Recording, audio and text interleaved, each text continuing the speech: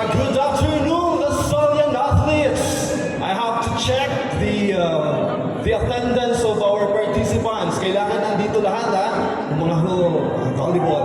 Sige, check natin ang basketball! The energy of the winning spirit. Yun ang hinahanap natin na energy sa GA na to. Thank you sa ating basketball team. Men, how about the energy of winning spirit from basketball women? Wala. Basketball women! Okay, ang tabayanin natin yung championship game nila sa bukas, no? Dito rin. How about the volleyball men? Yan, okay, nandito, kaway-kaway lang. Kita-kita natin yung mga malalaking palad. Volleyball women! Yan! The spirit of champion! Nandito na, ramdam natin ang mga presensya ng volleyball women. Table tennis, men and women. Wala pa? Sige, nasaan? Nasa kamay? Okay, sige. Babalikan natin yung table tennis. Let's call on the badminton, men and women. Yan. Thank you, badminton, for the effort. I appreciate your effort, guys. And finally, we have the swimming team. Yan! Swimmers! Swimmers. Athletics. Wala nga ating athletics, no? Yan. Kuya, may sound sa kante. Yan. And last but not the least, we have the chess men and women. Dalawa. May dalawa tayo doon. Actually, apat kayo, no? Nandito. Apat. Okay. Okay, once again, good afternoon, everyone. Welcome to our General Assembly 2024 with the theme, the Southern Spirit, the Legacy of Champions. We are thrilled to have you here today to celebrate the achievements of our athletes and coaches. And before we start, okay, before anything else, I'd like to call the presence of our brother to lead us for an opening prayer. And it will be followed by singing of our national anthem. Please rise, everyone, and let us remember that we are the most holy and loving presence of God.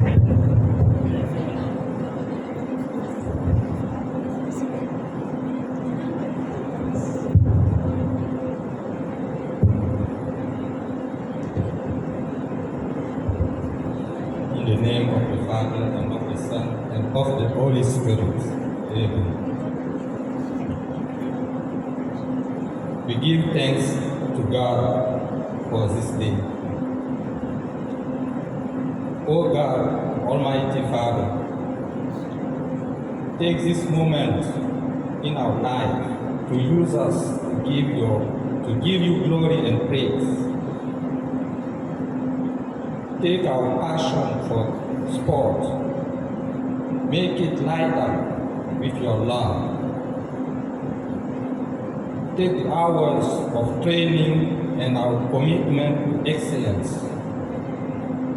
O God, Father, use it to bring joy and inspiration to others.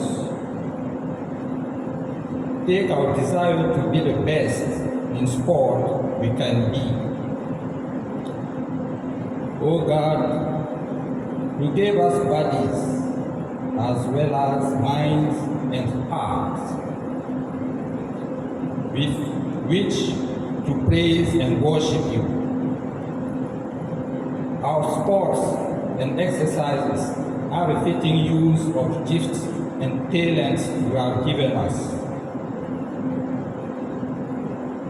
Bless all the games we play and those with whom we exercise or compete.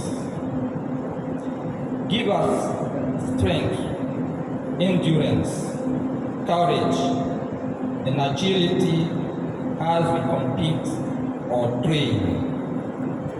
Keep us safe and healthy as we celebrate our physical and mental skills in sports. Loving Father, You know us better than anyone else.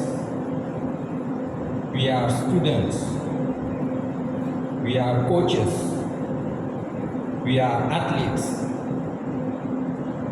Help us to use the mind you have given us to learn and study effectively. May we learn with humility and grace. May we grow in wisdom as well as knowledge. And let us live a life of integrity in everything we do. Lord, bless our General Assembly.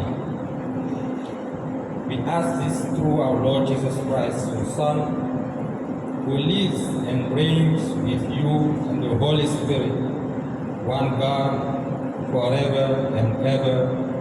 Amen. I will continue, O my God, To do all my actions actions for the love of you. Saint John Baptist de la Salle, Pray for us leave Jesus in our hearts. forever. In the name of the Father, and of the Son, and of the Holy Spirit. Thank you very much, Brother Maxens. Some. Mga kababayan, ang pambansang awit ng Pilipinas.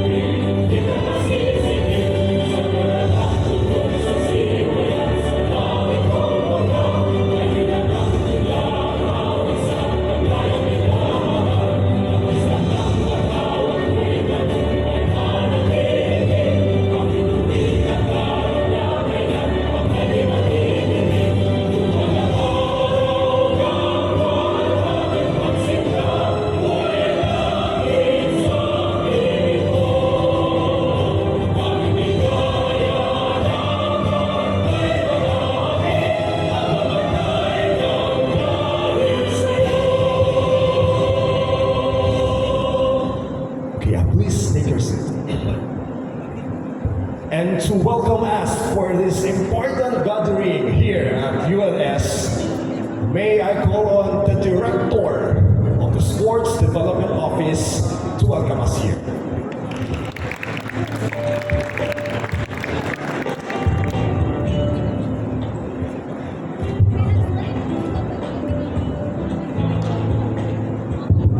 So, our Sir Richie Bongkaran, the Chief Asylum Mission Officer, our guest speaker, Sir Ralph Urbina, the President of De La Salle Las Marinas Varsity Alumni Association, Sir Paul, my brother Maxine, Felix from USG, Addison Coaches, isang mapaghimagsik na hapon sa inyo lahat. Magandang hapon.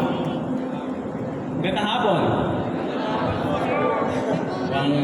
Nano sila sa presentation. Namimiss nila yung presentation. Sige ba? So I am honored to welcome you all to our General Assembly. Today, we gather to celebrate your dedication, perseverance, and passion for excellence. To our esteemed athletes, coaches, and officials, we appreciate your timeless effort in representing our schools, school well in local, national, and even international competitions. Konting share lang. During the pandemic, I hosted a webinar featuring successful varsity alumni as my guests. It brought me immense joy to see our former athletes now thriving as lawyers, engineers, doctors, businessmen, pilots, and even soldiers. They express gratitude for the role the university and sports office play in shaping their careers. That's why, starting this school year, we will invite the successful varsity alumni to each General Assembly we hold to inspire all of us, especially our athletes, about what life will be like after their playing year is over. So it's a good start to have Mr. Ralph Urbina, a successful broadcaster, to share insights as a former badminton player. So nag-lead pa si Sir Ralph, no? So maraming salamat. Very much appreciated. So this year, we will also begin to recognize the athletes who have recently successfully earned their bachelor's degree. Thank you for your service to the university. You have proven yourselves on and off the field. Now tackle new challenges, pursue passion, make your mark, and represent well our alma mater. So muli po, let us make this assembly productive and very fruitful and enjoyable. Maraming salamat. Wow, thank you so much, Sir Jerry. Thank you po sa ating butihing director. And we are so honored to have our Chief Lasallian Officer. May I call on stage Mr. Jose Richie Bongara.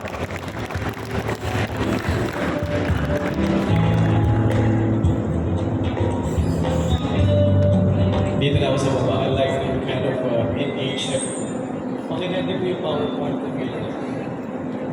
Nakarating ko yung PowerPoint. Good afternoon, everyone. First of all, I want to say thank you to Ralph for finding time to be here. Hindi ko na po pakakabain yung aking mensahe because I think the most important message for you to hear is from him. Knowing especially that before he became what he is now and what he will still be, ay kagaya din po niyo siya na isang athlete, student athlete dito sa DLSUT. Sir Paul, thank you also for finding time to be here. Brother Maxans, thank you for joining us. Maybe we will win tomorrow because you're going to watch the games. Those events where you got accompanied by Brother Max, you were all winning, right? Nanalo kayo nung kasama niyo siya. So pag nandito siya bukas, don't leave when the game is not yet over, brother. So we will win. Young Lasallians, good afternoon. Good afternoon. Okay, pinili ko dito sa baba kasi gaganon ako sa baba. And of course, our representative from USG. Thank you for your time here. Dito ako sa baba kasi meron akong Q&A eh. Pinangaba na si Bunso. Handa ba?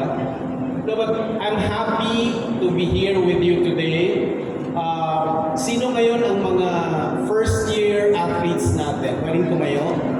First year student athletes tayo. Kayo lang.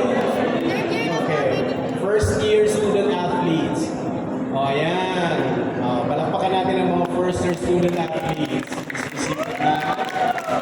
Okay, pwede naman po. Yung mga second year naman na student athletes. Wala nang second year. Accelerated lahat. Okay, second year student athletes. Tayo po para makita. Alright, palakpakan po natin ang mga second year student athletes. Thank you. Third year. Mamaya na yung irregular medyo.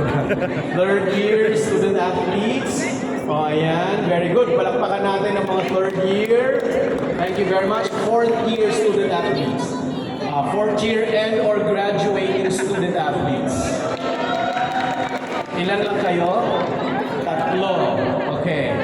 So kagaya ng Kuya Ralph ninyo, baka a few years from now, kayo naman yung maimbitahan sangayon dun sa sinabi ni Sir Jerry kanina na every year from here on, we will be inviting a former varsity player who has, already done something outside of being an athlete in the profession where he or she is.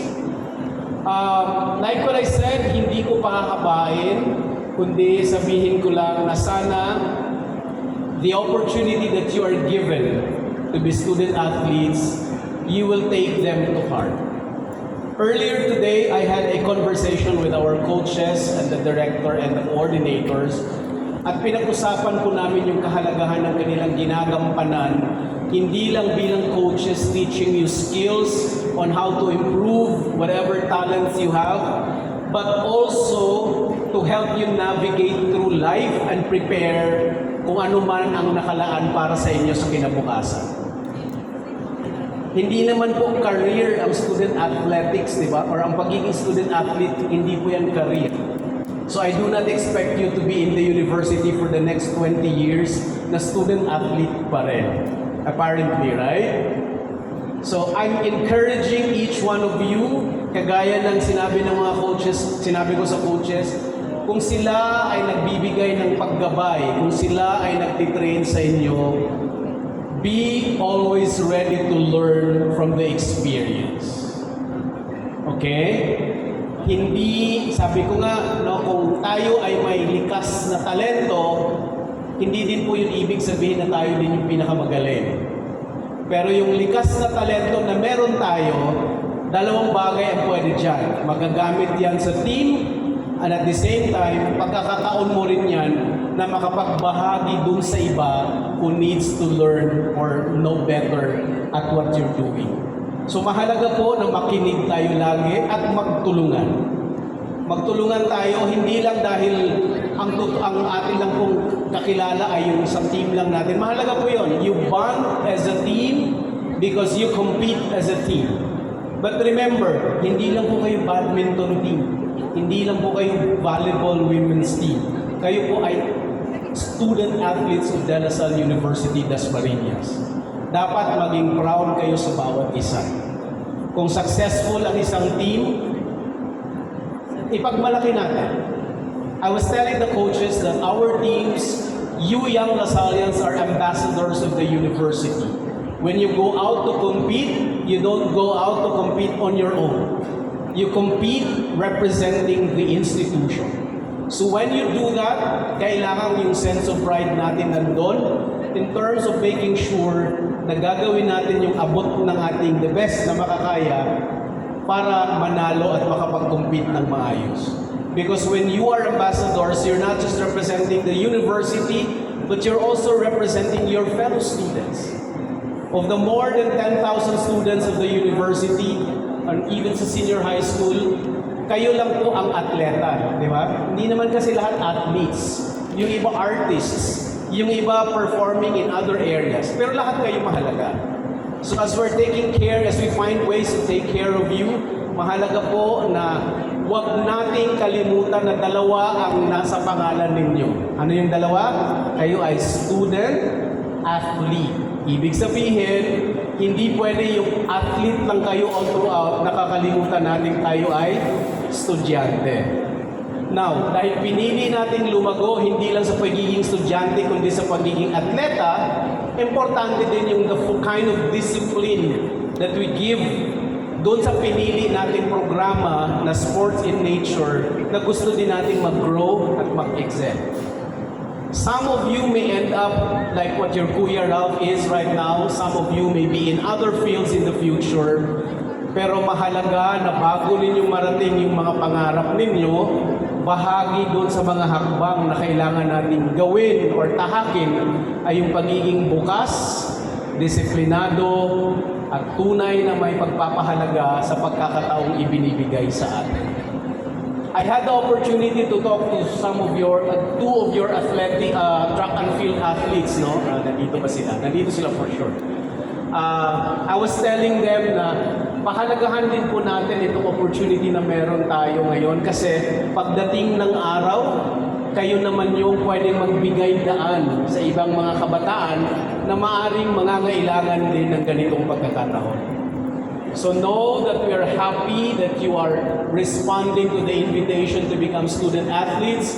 Know that we're proud of all of you. Know that every time you go out and compete, we don't just accompany you with the coaches, we also accompany you with our prayers. So alam ko, ang USG also is a supporter. You always find ways to support your fellow students. So just as you're doing your best in the area of student governance, and in the other areas of student leadership, ang mga kapwa niyo po estudyante who are student athletes are also doing their share to make the university proud and to also represent the university well. So kayo, since kayo ang nasa student government, always make sure that we encourage our fellow students as well to find ways to support their fellow students who are student athletes. Example, encourage niyo mga kapwa niyo estudyante manood bukas sa championship games. So on that note, I'd like to thank you for always listening to your coaches, for coming here to today's activity, and makinig po tayo kay Kuya Ralph. I may be sharing some points here, but I think the more important message will come from him, because just like you, he was once a student athlete. And for sure, he has stories to tell that you can truly learn from. Maraming salamat sa ating director, sa coordinator, sa lahat ng coaches na nandito ngayon. Alam ko kung gaano ninyo pinapahalagahan ang paggabay sa ating mga student athlete. I've already said something about you being blessings to our young people here. Continue to be blessings to them. continue to guide them, continue to instill in them the value of discipline and the need to look forward to a future na kung saan ang experience nila is part of that preparation. So maraming salamat po. Live Jesus in our hearts. Thank you very much. Thank you so much, Sir Richie. Your words of wisdom never fail to inspire us. Thank you po for the wonderful message for our young athletes. And to continue with our program, may I call on the presence of our director once again to introduce our guest speaker.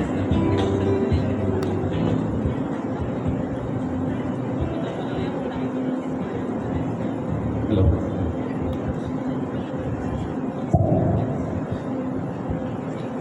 Our guest speaker is a radio news anchor, reporter, and producer of Super Radio DCWB 594, GMA Network's flagship radio station.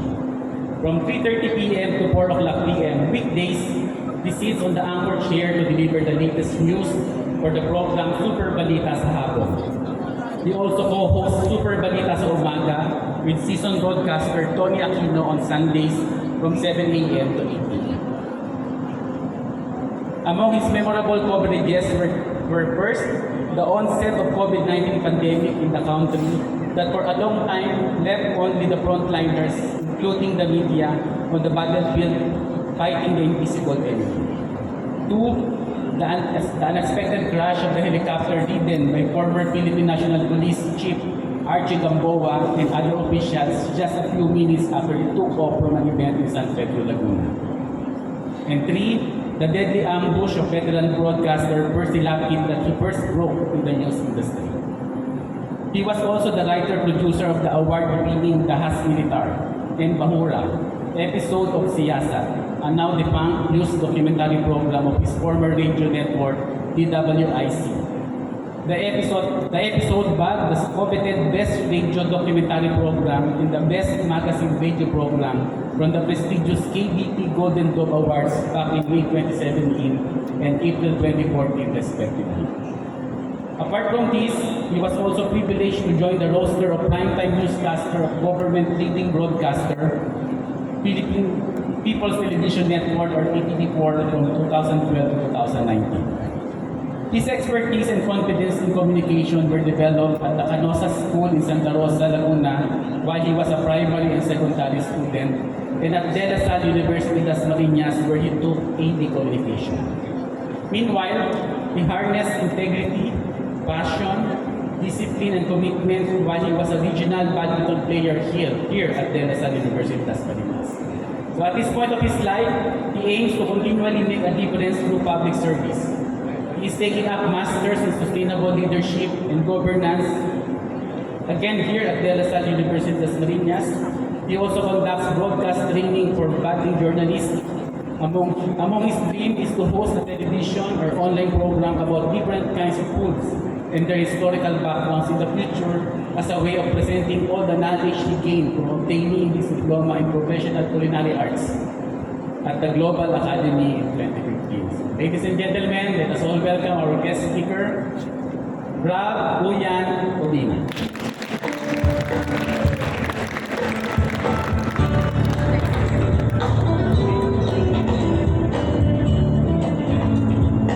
Hello, magandang hapon. Yes, good afternoon. Magandang hapon, Magandang hapon sa ating mga Lasaliano. Okay. Para background lang, nagsimula ako maglaro ng badminton, bata pa lang. So grade 5, nagsimula ako maging varsity. So laro-laro, ganyan. Tapos hanggang grade 6, umabot ako ng STRAA. Pero ang malaking challenge sa akin noon, pagkatapos kumanalo noon, ang balita sa akin, lilipat na daw ako ng school. Kasi wala na kaming pang-paaral. So sa ako noon, so ililipat na daw ako ng ibang school. Kasi wala daw kaming pang-paaral. So yun, nalaman ng mga madre na lilipat na ako ng school. So ang ginawa nila, ginawa nila akong scholar. Sa school na yon, wala kaming katulad dito ng mga varsity scholar. So ang ginawa nila, pinakuha ko ng exam, yung para sa mga mahihirap. Yun, kasama ako doon. Yan. So yun, simula high school, naging scholar na ako ng Canosa at naglalaro. Tapos kapag tapos na yung school year, pagtapos ng school year, ako ang laman ng lahat ng departamento, library, cashier, ako yung mga assistant doon. So yun yung parang SA. Yan. Yun yung kabayaran na ng pagpapaaral sa akin no, sa Canosa. So yun. So 4th year na ako. Pero ano ba yung pangarap ko noon? Magka-college na ako pero wala akong pangarap. Hindi ko nga alam kung ano yung kukunin ko sa college. Hanggang sa, syempre, kailangan mo na mag-entrance exam, kukuha ka, entrance exam. Pero ang pumipili ng course ko yung ate ko. Ang sabi niya, basta ang top choice lagi natin, broadcasting o kaya communication. Yun daw ang nakikita niya sa akin. Hindi kinukuha ko lang, ganyan. So meron akong napasahan na dalawang college. Isa na doon yung Lasal. Kasi 3 lang naman ang kinuhanan ko. Yung isa hindi. UP. Hirap eh. Di ba? So yung isang school sa Manila, nakapasa ako doon. Ang problema, kulang yung pera namin. Meron lang kami noon, 18,000. Pero, inutang pa yun. Pag doon, sabi ng magulang ko, pag doon kita pinaaral sa Maynila, yung 18,000 na yan, down payment pa lang, hindi ka makakatapos, baka isang sem ka lang tapos tigil ka na agad. So, dito, napunta ako sa Lasal Dasma. Mas mura-mura pa noon dati. So, yung 18,000 ko, konti na lang, isang sem na. Kaya dito ako napadpad sa Lasal Dasma. So, yung isip ko, makakapaglaro ba ako dito sa Lasal Dasma? Kasi ang pangarap ko lang naman maglaro. Yun lang. Pero kung ano yung nandas na tatahakin ko, hindi ko alam. Okay. Basta ang importante sa akin makapaglaro. So sa unang taon ko dito sa Lasal Dasma, hindi ako nakapaglaro kasi lumapit ako dito sa gymnasium, nandun si coach. Coach, magta-try out po sana ako. Yan niyo naman si coach, suplado yan. Pero ang bait yan Sa una lang, impression lang yun. Sabi niya, wala. Tapos na yung tryout namin. So, hindi ako nakapaglaro ng unang taon ko dito. Dahil nga doon, lagi ako nakapila sa promissory note. Lagi ako nakapila doon. Ang hirap naman, mag-e-exam ka na nga, di ba? Tapos ang haba-haba pa ng pila kasi wala ka nang pambayad. Di ba? So, sabi ko, kailangan ko maglaro. Anong kailangan kong gawin para makapaglaro ako? Tapos nabalitaan ko, merong intramurals. Sabi ko, hindi nyo ako kinuha nga, makikita nyo. So sumali ako doon. Nagkataon naman na ang mga officials noon, pag intramurals, ay yung mga varsity tsaka yung coaches. So, sila, coach ang officials. E di yun, naglaro ako. Tapos mga ilang araw, may isa siyang player na pinapunta sa labas ng klase ko. Tapos, pinapapunta daw ako ng coach. Tapos yun na, nagsimula na una kong laro, NCRAA, yun. Hanggang sa tuloy-tuloy na yung paglalaro. Pero bago pala ako makapasok dito sa sa Lasal, yung CAD pa yung dati, meron kang susulatan na parang exam or something, ganyan. Tapos, ang isang question doon, paano mo nakikita yung sarili mo 10 taon mula ngayon? Doon ako pinaka nahirapan. Kasi, wala nga akong pangarap. Basta gusto ko lang makapaglaro. Pero mamaya, nasabihin ko sa inyo kung ano yung sinulat ko doon. So yun ang experience ko kung paano ko naging varsity dito sa Lasal. Ito. So, sa atin, mga manlalaro, madali ba maging varsity? Hindi, di ba? Kasi grabe yung pagod, grabe yung hirap. Pero sige, gusto natin marinig natin mismo sa mga varsity natin. Okay? Huwag kayong matakot. Hindi kayo natatakot sa bola, sa shuttlecock. Tapos, mahirap ba maging varsity? Opo. Bakit? Sabay po sa aral at saka sa sideline po. Okay, yun. So mahirap. Ikaw, ito 4th year to, di ba? Okay. Mahirap ba maging varsity? Sa experience mo, mahirap ba maging varsity? Yes po, kasi po hirap po minsan i-balance yung school life and and sports life. Pero, naranasan nyo na ba na parang minaliit kayo dahil akala nila paglalaro lang yung kaya nyo gawin? Meron ba dito? O tinuturo ka? Naranasan nyo na ba yun? Go!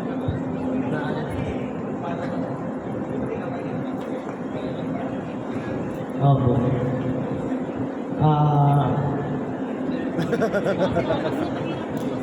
Siguro po ang nagawin ko pong experience yung first year ko po sa engineering po kasi parang may nahabol ko na subjects na po may kailangan ko. Kumbaga, onti na lang po kailangan para maipasa para makapaglaro po sa major leagues. Kaso parang sabi po sa akin ng prof is kaya nga kayo student athlete kailangan yung mapagsabay. So parang hindi ko na-realize na kaso parang wala lang po sa kanila dito. Parang student at kaya nahihirapan po. Okay, meron pa bang nagtuturo kayong isa-isayin po? So, meron ba talaga? Meron pa bang ibang experience? Kayo na naranasan? Tao, sige.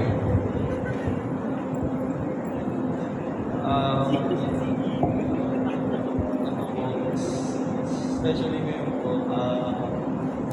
irregular po ako. It's very hard to make friends and have students that you can keep up with. Especially you're an athlete. Kaya mahirap po makipag-relate with other people. Okay, maraming salamat. So, meron akong kwento. Fresh grad ako noon, tapos napag-usapan ng mga magkakatrabaho sa opisina yung tungkol sa scholarship. Hanggang sa isa sa mga senior namin ang nagsabi na yung kakilala ko nga, proud na proud sa anak niya kasi scholar daw. Yan. Yun naman pala, varsity lang naman pala. Akala ko naman academic scholar. Varsity, sabi nga, with matchings. May ganyan-ganyan pa siya. So yun. So kung kayo, yung makakarinig nun na scholar, varsity lang naman, ganyan. Ano yung mararamdaman nyo? Ano mararamdaman nyo? Na-offending ba kayo na gaya ko? Nakaka-offend, di ba? Pero, anong ginawa ko nun? Wala pa akong boses nun at bago sa trabaho, kaya kailangan makisama. Okay. Pero, napaisip ako na ganito na lang baka baba yung pagtingin nila sa mga varsity, sa mga student athlete. Kasi naniniwala ako na hindi tamang pagkumparahin ang dalawa, yung varsity at academic scholar. Bakit? Pag academic scholar ka, expected naman na dapat mataas yung grades mo. Kasi yung tanging gagawin mo ay pag-aaral. Di ba? Pero pag varsity scholar ka, sa maghapon, nag-aaral, hanggang gabi, hapon hanggang gabi, magte-training, tapos mag-uwi, gagawa ka pa ng mga assignment o kaya mga project. So, meron ka pang ibang mga bagay na binabalanse. Okay? Meron pa mga pagkakataon na mawawala ka sa klase dahil may laban, pero yung mga naiwan mo, lahat ng yon, gaya ng mga quiz o mga exam, lahat yon hahabulin mo. So, ibig sabihin, yung pagiging student-athlete natin, wala tayong pinagkaiba sa mga working student. Di ba? Nagkataon lang na bayad na agad yung tuition natin. May libre tayong uniforme na panlaro, gamit, tsaka iba pa. Yung iba, meron ding libreng dorm.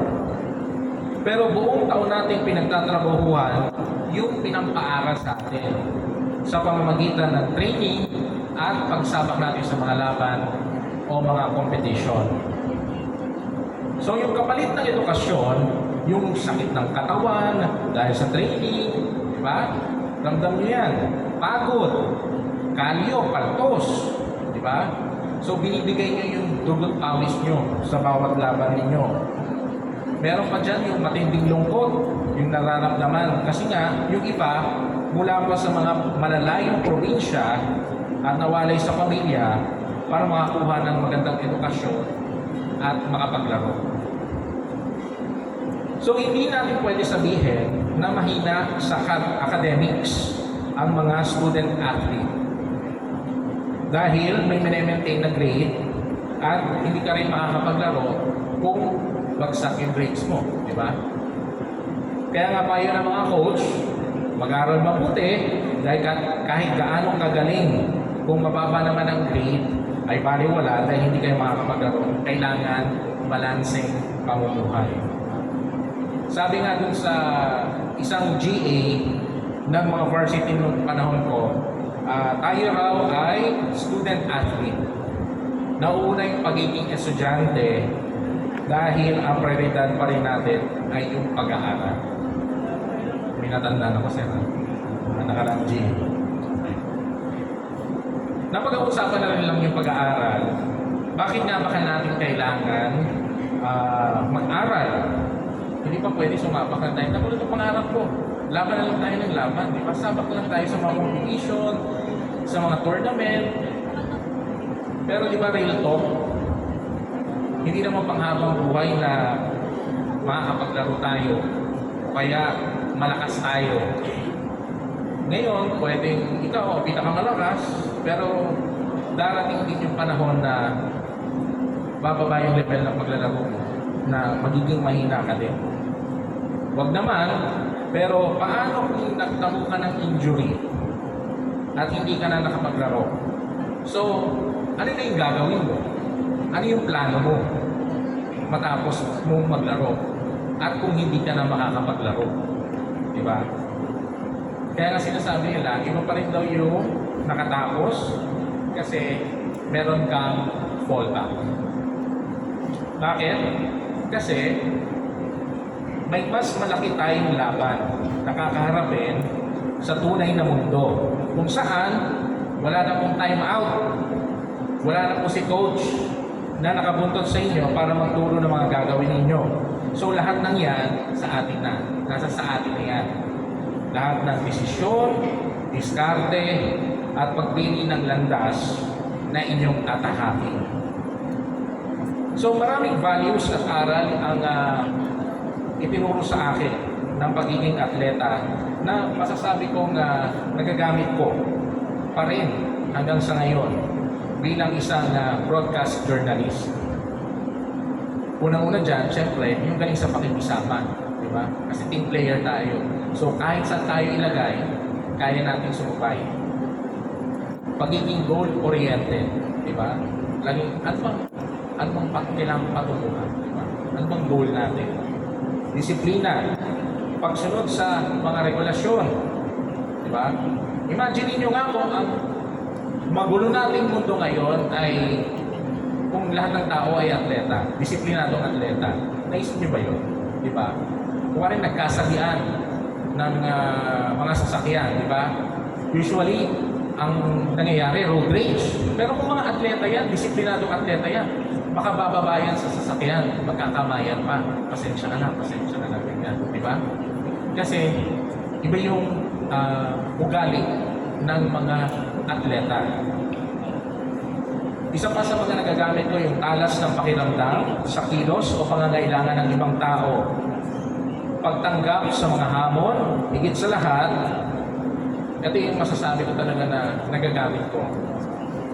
Lalo na sa pagkuha ng balita, ng istorya, pagbabalita, yung pagiging patas sa lahat ng oras. Yung pagiging patas na wala dapat pinipiling edad, kasarian, profesyon, o kaya naman ay estado sa buhay. Diba? Ganun tayo maglaro, diba? Dapat fair, patas, sumusunod sa mga rules. Diba? So, yun. Bago matapos yung aking mga sasabihin, pag nakagraduate tayo, yun ang pinag-usapan nila kanina ng mga coach. Pag tayo, nakapagtapos tayo ng pag-aaral, isa yung mga coaches natin sa mga pinakamasaya na makita tayo na nagtapos. Kasi sila yung ano natin magulang natin ito. Pangalawang magulang. Bukod pa sa masasaya yung mga sarili natin, mga magulang. So anong tip ang may bibigay ko sa inyo? Enjoy nyo lang yung journey ninyo, yung paglalaro ninyo, yung pakikihalubilo ninyo. Kasi mamimiss nyo yan kapag umalis na kayo ng college. Mamimiss nyo yan at sasarawain nyo na ang sarap ng feeling ng panahon ng college ko. Ang sarap ng feeling ng lumalaban, may nilalabanan. At tatandaan natin yung pangalan sa dibdib natin na kinakatawan natin. Lagi natin silang sa alang-alang. Yung pangalan sa dibdib natin, tapos mga basketballs, no? Apelido, yung pamilya ninyo, yung institusyon, yun lagi ang huwag kakalimutan.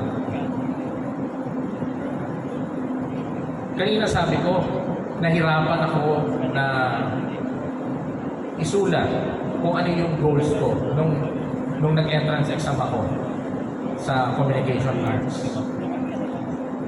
Naitago ko pa yun yung papel na yun. Ang nailagay ko doon, broadcaster. So ngayon, natutuwa ako na lagpas 10 taon na na natutupad ko yung isinulat ko na bago ako pumasok dito sa Lasal.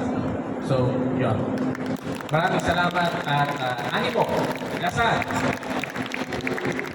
Wow, thank you so much, Sir Ralph. Grabe naman, napaka-inspiring story nung ramdam natin yung transformation from nothing to someone who is being with us today. Thank you so much, Sir Ralph, for sharing your inspiring story. And to proceed to what we will be having for the second part of our program, I'd like to call on again Sir Ralph to award our certificate of recognition. Let me read the citation. The La Salle University Dasmariñas Office of the Chief LaSalle Division Officer Sports Development Office presents this plaque of appreciation to Ralph Uyan A. Obina for his invaluable insights, experiences, and expertise shared with the students athletes during the Athletes and Coaches General Assembly 2024, given this 27th day of November 2024 at the Ugnayan Lasal de La Salle University, Dasmariñas, City of Dasmariñas, Cavite.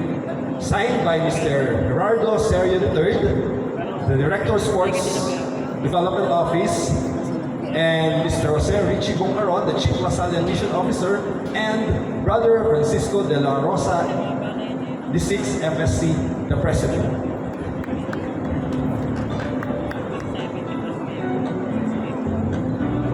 And after the awarding of the recognition, may I call on the athletes to have the opportunity to take a photo with our guest speaker.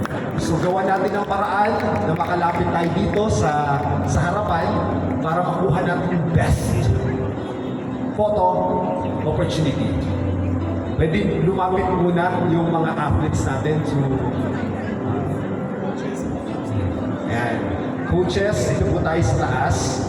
Tapos, pakita natin yung best smile para meron tayong another set of profile. Alumni, sa taas po tayo. And pwedeng dito na lang yung iba sa harapan.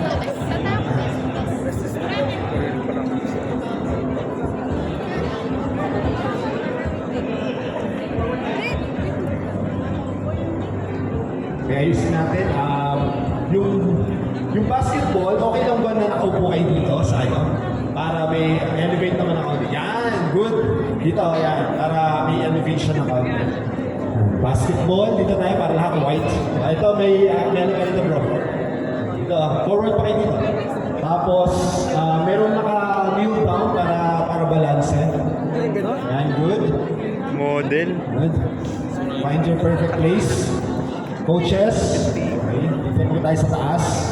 So, yung mga natin, alumni, dito rin po tayo sa taas. Okay, thank you.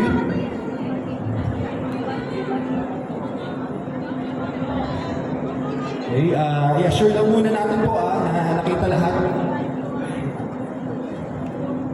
Tingnan muna natin.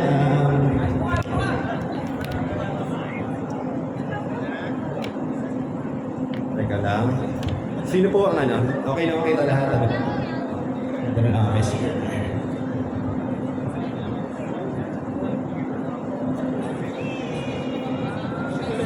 Ready na po. So, 1, 2, 3. Ito na po. Okay, 1, 2, 3, smile! Okay? 1, 2, 3, walk shot!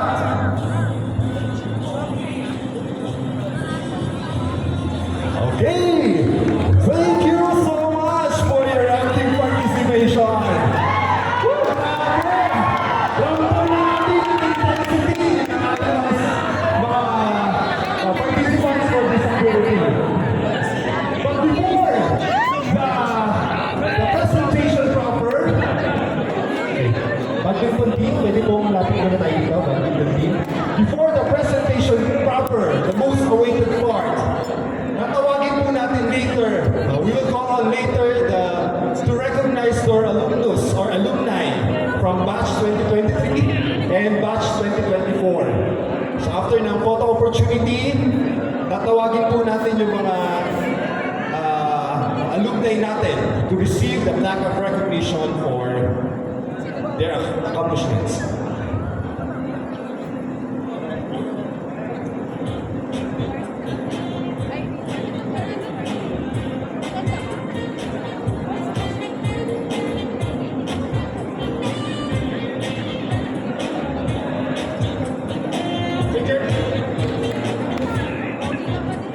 Okay, again, I'll call on the presence of our director to hand over, to give the recognition, the plaque of recognition for batch 2023. Okay, and again, I'll call on the presence of our Chief LaSallian Officer and the President of our Varsity DLSCT Varsity Alumni Association. Dito po tayo sa stage to have the opportunity to take both opportunity for them. Okay. Awarding of flag of recognition for batch 2023. Once I call your name, please go here on stage. De La Salle University does Dasmariñas Office and the Chief Lasallian Mission Officer Sports Development Office presents this plaque of recognition to the following athletes, member of the valuable women's team, for their outstanding dedication and commitment as student athlete. Your commitment to your education and sports has not only contributed to your personal growth, but has also inspired others around you. We have no doubt that you will continue to thrive and succeed in all your future endeavors. Given this 27th day of November 2024 at the Ugayan de La Salle, University Dasmariñas, City of Dasmariñas, Cavite. Again, signed by the Director of the Sports Development Office, Mr. Gerardo Serio III, and the Chief Lasallian Mission Officer, Mr. Jose Richie Boncaron, and the President, Brother Francisco V. De La Rosa VI, MSc. And to receive the plaque of recognition, may I call on Hala D. Abdala.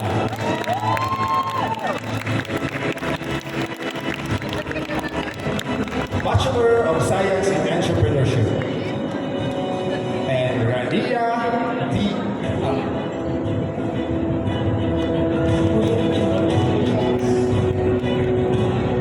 Rania Abdallah, Bachelor of Science in Tourism Management.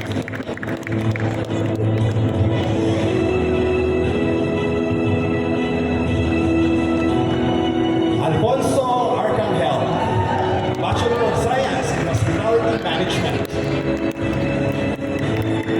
Angelica Marie.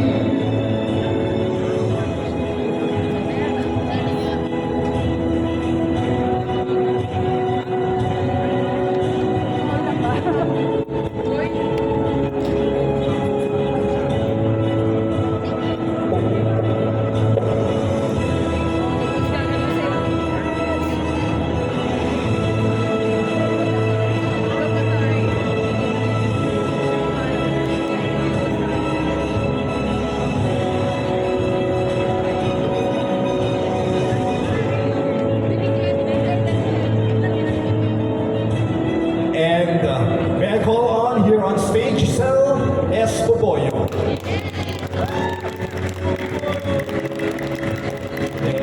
A Bachelor of Arts in Psychology.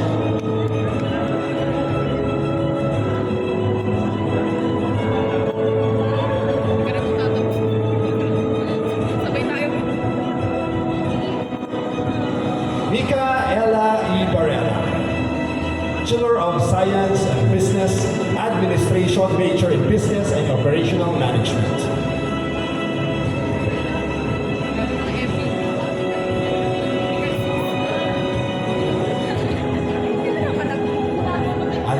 Alina Bianca Canindo, Bachelor of Science in Criminology.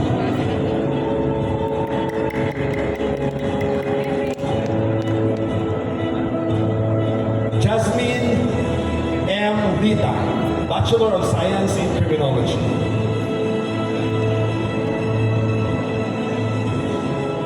Tristan Oliver Oliveros, Civic and Environmental Engineering.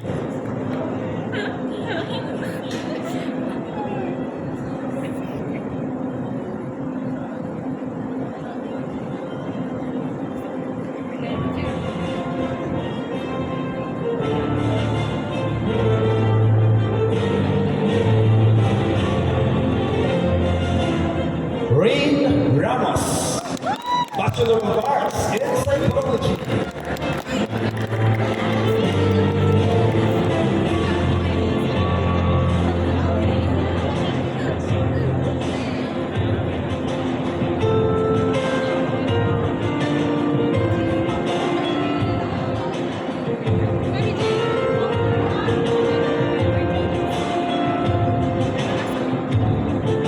Okay, awardees for batch 2023, please. Can we give a round of applause to our athletes from batch 2023? Thank you for your round of applause.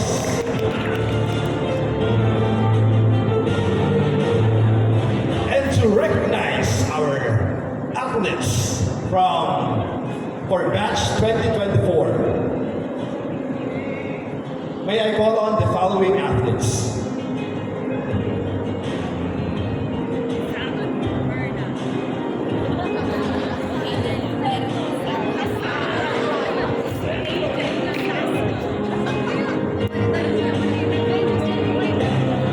Let's start from Aaron Alexis Ambata, Bachelor of Science in Criminology.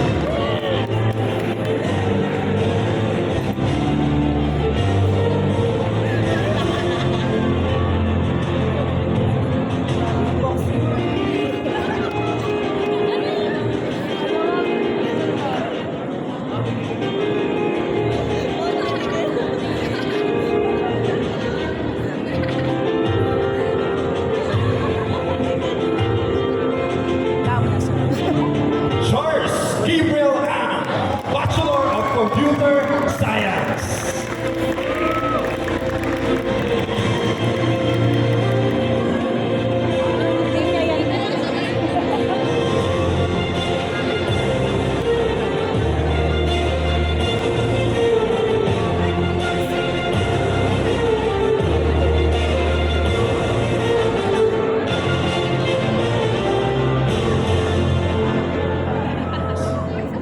Janina Marie Oliveros, Bachelor of Physical Education.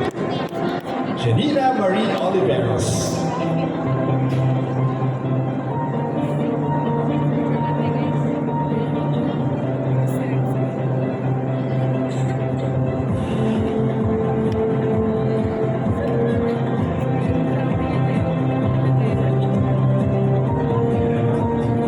And Rat Santos, Bachelor of Science in Hospitality and Management. Yes! Woo! All-out support ng ating mga batchmates. Congratulations.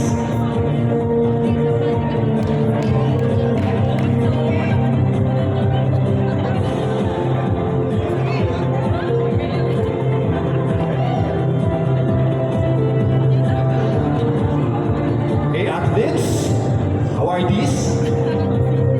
Once again, please give them a big round of applause.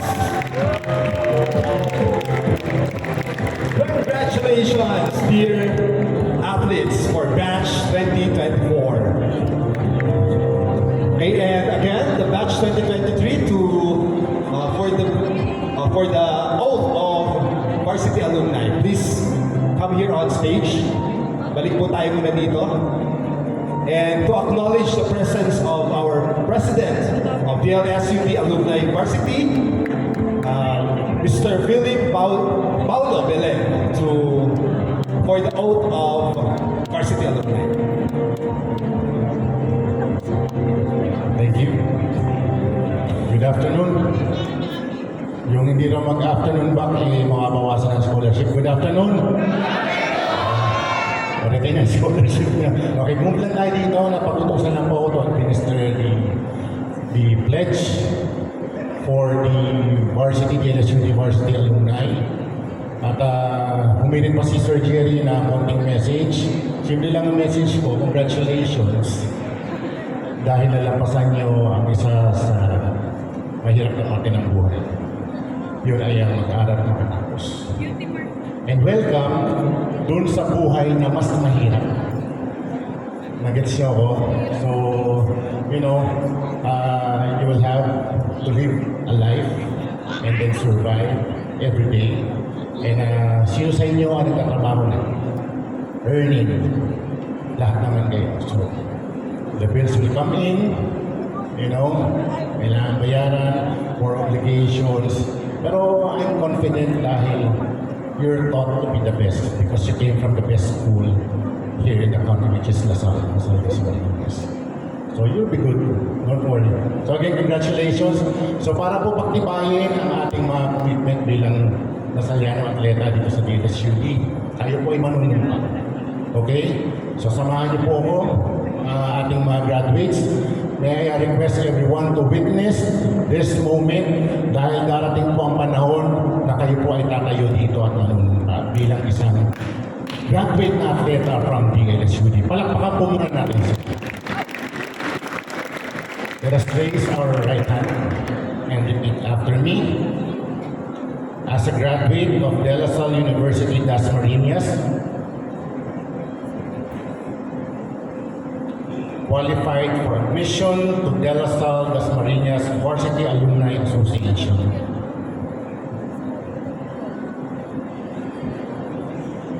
I hereby declare that I will comply with the membership regulations of this association. I will do everything in my power to support the De La Salle Dasmariñas Varsity Alumni Association,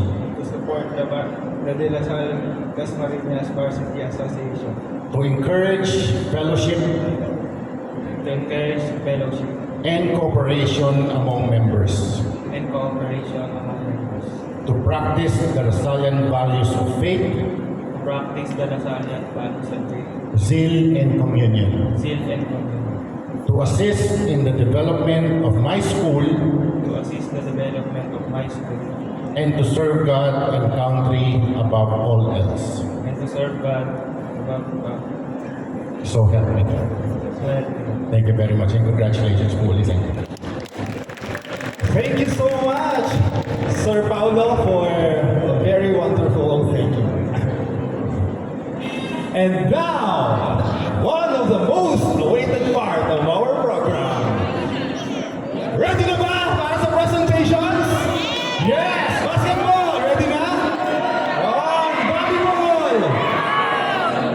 Badminton! Very good. Table tennis! Wala dito. Swimming! Chess! Okay, mukhang nararamdaman naman natin ang init ng ating paghahanda kanina lang. So, to wait for the presenters, the presentation, magsisimula po tayo sa volleyball. Then it will be followed with the presentation of our team, table tennis, swimming, basketball, women, basketball men, badminton, men and women, volleyball, chess, and athletics. Okay, habang naghihintay sa ating mga presenters, habang naghihintay sa mga magpe-perform for this afternoon event, palaro muna tayo. Okay? Palaro muna para naman may nakita ko si Sir Jerry nag-withdraw Parang ang kapal. So, kung sino ang mga magkaroon tayo ng isang representative sa kada event. Yeah. Pwede ba pwedeng pumunta dito yung inyong pambato, yung inyong alas, yung pinakamahusay, o pinaka-nawalan ng hila, o sabihin natin malakas ang loob. Sige, pumunta lang dito. Diba? I-ready natin yung prizes. I-ready yung ating prizes. Okay. Sige.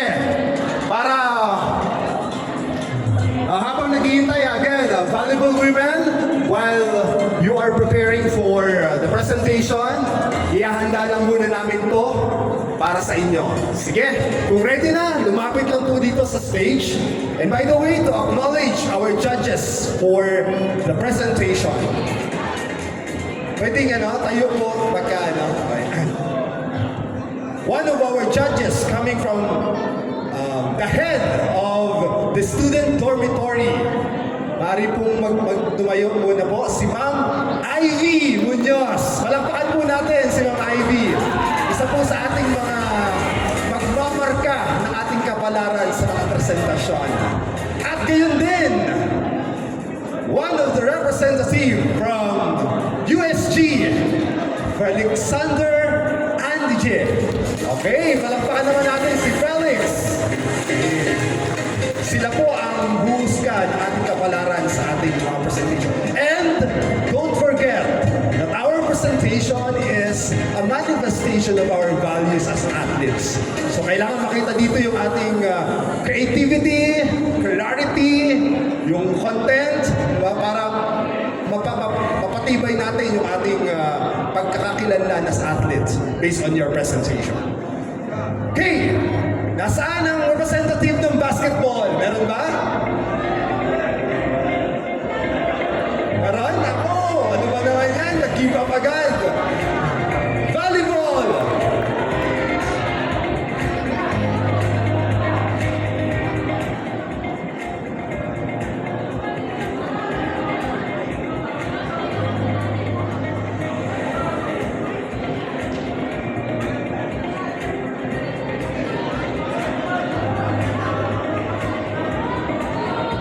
Okay, habang wala pa kayong mapiling bala, nararamdaman niyo ba makapal to? Makapal. Pero anyway,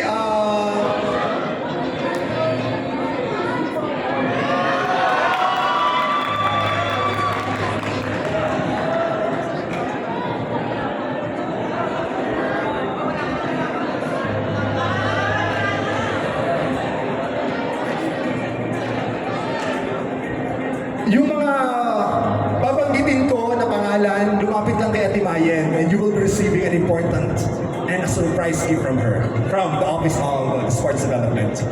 Sige, lapit po kayo kay Ate Mayen, Adia, Juarez, Lugwit, Suarez, Dinglasan, Trinta, Pahela, Kedeng, Tisado, Beyong, De Los Reyes, Jasper, Malangin, Shenken, Mintu, Montilla, Sanchez,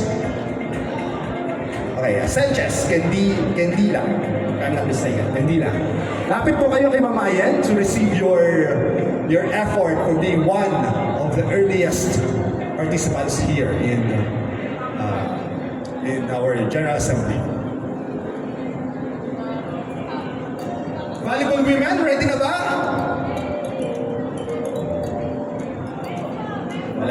Wala pa volleyball. Okay, so let's proceed to the activity, a game that is, once you win the activity, the game, you will be receiving countless prizes. So madami po ito, kaya hindi natin maubos to. Representative from Basketball Men. Meron? Wow!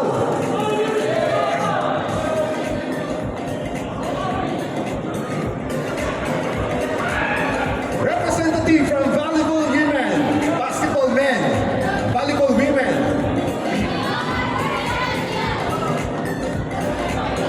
Sige.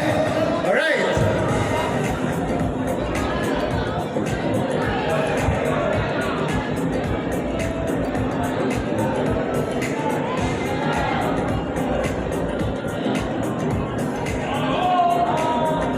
Sinilip ko yung mga presentation, yung preparation ng Volleyball Women. Grabe, mukhang pinaghandaan talaga nila.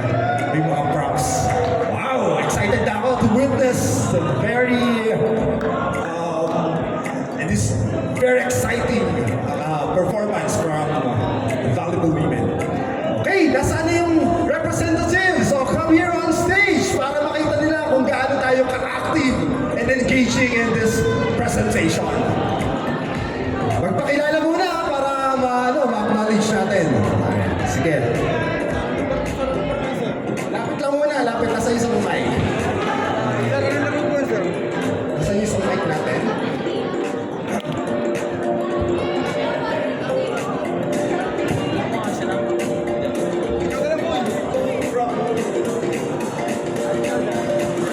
Simple lang po yung activities, sobrang simple. Kasi mabilis lang to dahil nagpe-prepare na yung ating performers.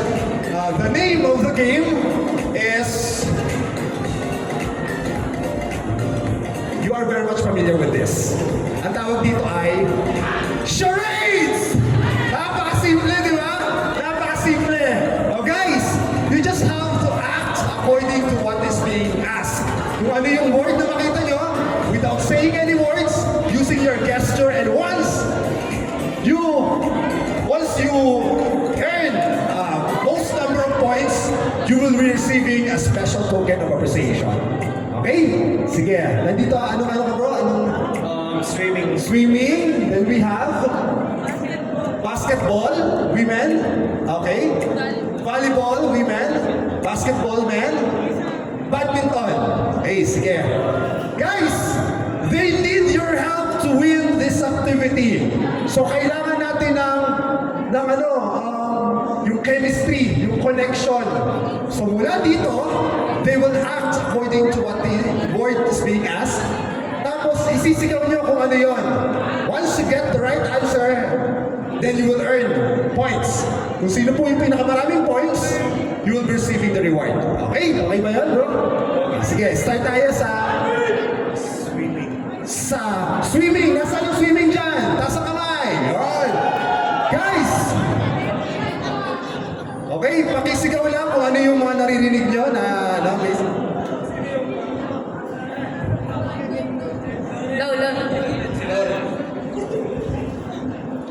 Low. Hello.